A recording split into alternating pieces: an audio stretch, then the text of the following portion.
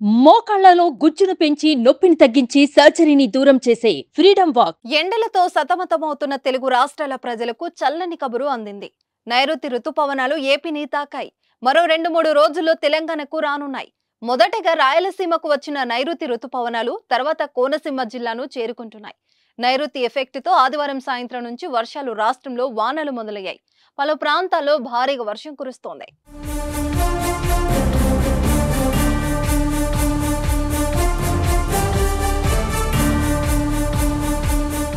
విశాఖలో ఎదురు గాలులతో భారీ వర్షం కురిసింది. పలు చోట్ల రోడ్లపై చెట్లు కూలడంతో రాకపోకలకు అంతరాయం ఏర్పడింది.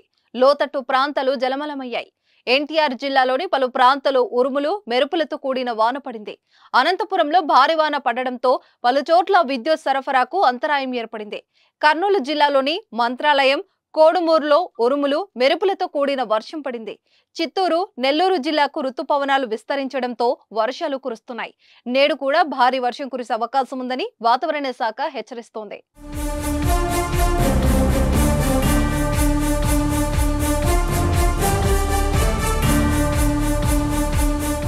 మరోవైపు తెలంగాణలోనూ వానలు పడుతున్నాయి. ఆదివారం రాత్రి హైదరాబాద్ లో వర్షం దంచుకొట్టింది. అలాగే జిల్లాలో కూడా మోస్తరు వర్షం పడుతుంది. సిద్దిపేట జిల్లా హుస్నాబాద్ నియోజకవర్గ వ్యాప్తంగా ఈదురు గాలులతో కూడిన భారీ వర్షం కురిసింది.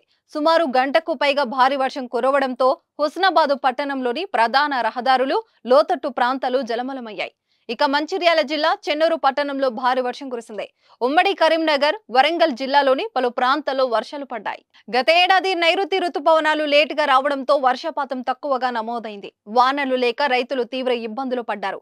కానీ ఈ ఏడాది ముందుగానే నైరుతి పలకరించింది. అది కూడా దట్టమైన అత్యంత పవర్ఫుల్ క్యూమలోనింబస్ మేఘాలను తీసుకొచ్చాయి. దీంతో ఈ ఏడాది అధికంగా వర్షాలు కురిసే అవకాశం ఉంది.